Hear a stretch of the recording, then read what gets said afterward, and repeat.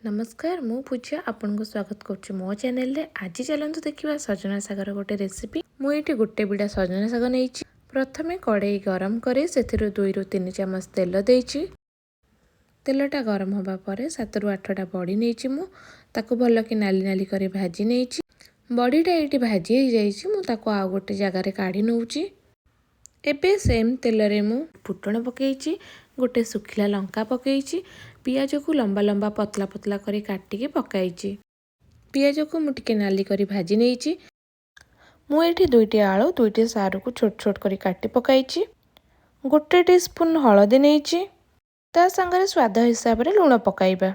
एठी सब को भल के गोळाई के भाजी नबा। आलू सारू टिके सिजिबा को टाइम लागिबो त मु घोड़ेई के टिके भाजी नहींछि। एठी मु सोरिष बेसर नहींछि, 2 टेबलस्पून सोरिष नहींछि, 7 ରୁ 8 कोला रसुण को बाटी के ऐड करिछि। भल भाबरे सब को गोळाई दबा। मसलाटा टिके कसे गला परे पानीटा सुखी जिवो, पानी सुखिबा जाय अपेक्षा करिबा। एठी हमर मसलाटा कसे गलानी। गोटे बड़ ग्लास रे पानी ऐड कर दबा।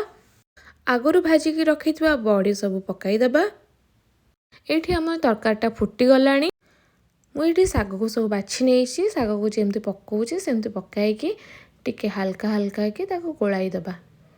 साग राई आमर एबे प्रस्तुत हो जाइछि। मु गोटे टेबलस्पून भलिया कंचा सोरिष तेल देइछि, जोटा पैं कि फ्लेवरटा बहुत ही बढ़िया आसे। एही रेसिपी को थरे ट्राई करंतु, कमेंट माध्यम रे जणाइबे केमिति लागिला।